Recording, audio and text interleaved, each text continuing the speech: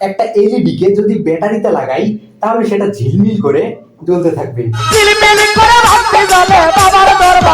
কিন্তু যদি সেটাকে সরাসরি 220 ভোল্টে লাগাই, একটা এলইডি কে সরাসরি 220 ভোল্ট দিয়ে জ্বালানোর সবথেকে সহজ উপায় হলো এলইডির মধ্যে একটা রেজিস্টর লাগিয়ে দেয়া। মাল্টিপ্লাগের মধ্যে থাকা এলইডিটাও কিন্তু এভাবেই জ্বলে। কিন্তু আপনি কি জানেন এমন একটা গোপন পদ্ধতি আছে যেখানে এই এলইডিটাকে তারের সংযোগ ছাড়াই সরাসরি 220 ভোল্ট দিয়ে জ্বালানো সম্ভব? জানি না আমি মা গো। চলুন সেই গোপন পদ্ধতিটা আপনাদের দেখাই আর ভিডিওটা শুরু করি। लगा लगा लगा लगा प्यार का झटका और लगा लगा लगा लगा प्यार का झटका।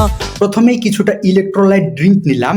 এই ড্রিঙ্কে আছে বেশ কিছু খনিজ পদার্থ, এগুলোর কারণে ড্রিঙ্কের মধ্যে দিয়ে বিদ্যুৎ প্রবাহিত হয়। এরপর এখানে একটা এলইডি ডুবিয়ে দিলাম। সবশেষে সরাসরি 220 ভোল্টের তার ডুবিয়ে দিলাম ড্রিঙ্কের মধ্যে। ডুবিয়ে দেওয়ার সাথে সাথে দেখুন এলইডিটা জ্বলে উঠলো। এখানে ড্রিঙ্কের মধ্যে দিয়েও বিদ্যুৎ প্রবাহিত হচ্ছে, আবার কিছুটা বিদ্যুৎ এই এলইডিটার মধ্যে দিয়েও প্রবাহিত হচ্ছে। মূলত এই কারণেই এলইডিটা জ্বলে উঠছে। और अंदाज़ चोलिया रे